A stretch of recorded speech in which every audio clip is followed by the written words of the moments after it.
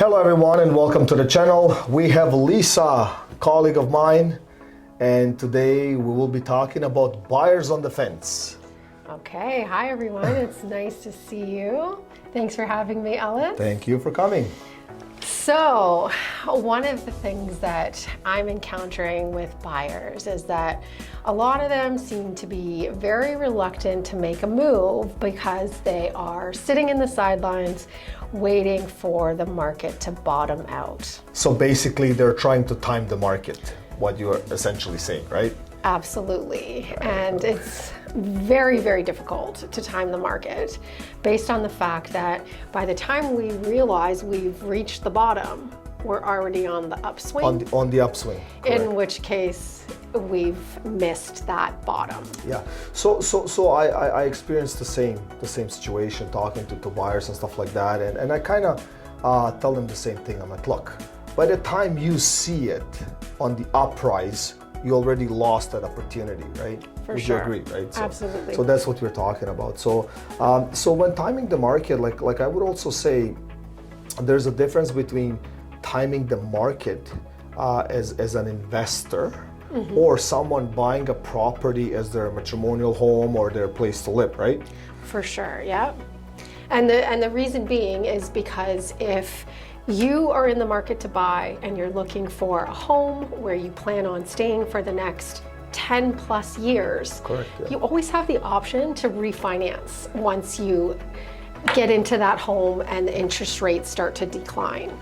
And we all talk to mortgage specialists, banks, etc. Right? We're in it full time, and we know the pulse of the market, etc. So the chances of interest rates declining in the next 6 months, a year, it's likely. It is a high chance.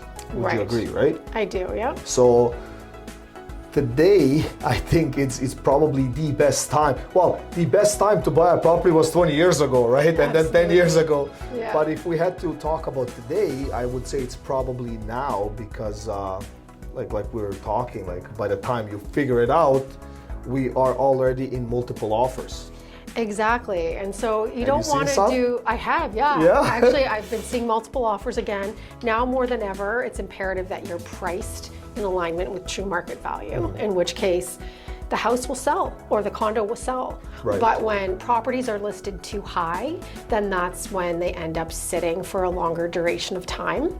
And as we know, the longer a property sits on the market, the less appeal it has to the general populations. People start to wonder what's wrong with this house, how come it hasn't sold, and then they start to go in even lower than asking if they do come forward with an offer. But I would also say it has to do with the market that we have seen in the last 24 months. Mm-hmm. You know.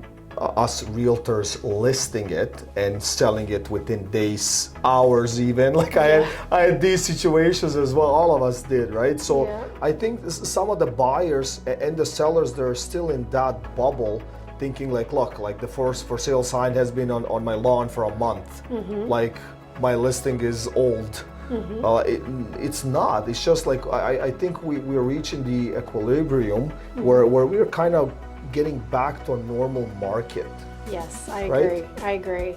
It's really just about bridging the gap between the sellers who have unrealistic expectations, wanting peak of the market pricing. A lot of those, yeah. And then conversely, the buyers who want a great deal and want to go in significantly under asking. So it's very challenging as an agent to bridge that gap between the two extremes. But it's funny, and I'm sure like you're going through same situations. Like at these moments of the hot, boiling market, these sellers did not pull the trigger because they were thinking, well, it's a common denominator that next year we're going to have an increase of another 20%. So why am I going to sell, right? So, mm-hmm. so I think that's also the change. And then like we said, the situation that we're in, I don't think the market, there has been obviously change in pricing, mm-hmm. right?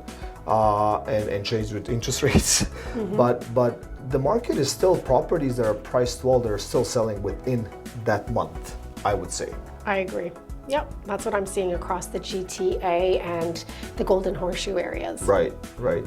So it is definitely important for the buyers to be pre-approved, right? Oh, for sure, for sure. Like nowadays, I think that's a big yes. It always has been, but I think now more than ever, I think it is extremely important to know to know what you could afford in order to go into any negotiations further, right? So absolutely. And in your experience, are you seeing clean offers or are you seeing offers come through with conditions?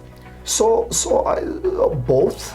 Like I find that people that are very confident in their pre-approval process, and they're confident that they definitely want to buy that property, they would bring a clean offer, right? Just because it gives them a little bit more of the negotiation power, right? But I think it's now it's a common common factor to see that finance condition and the home inspection. Like we see more home inspections going on around homes and stuff like that. So, but it's nothing unusual. People are buying the biggest asset of their lifetime, right? Absolutely, as they should do their due diligence. 100%. So, one more question that I have for you. Sure.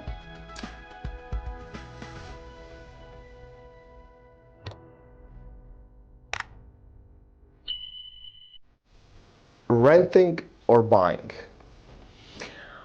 Well, here's the way that I look at it. You're paying off someone's mortgage either way. It's either going to be yours or someone else's. She put it perfectly, right? So One sentence. At least if you are in a position where you're able to get into the market and you can't afford to buy, that is the way to go always, because at the very least, over an extended period of time, you can start to earn equity in your property. Whereas if you're renting, then you're literally just flushing money down the toilet. There's nothing in it for you at all. Now, I realize not everyone can afford to get into the housing market, and if that's the case, you definitely should speak with your financial advisor and figure out ways to generate more income and, to accumulate savings so that sooner than later you can get into the housing market.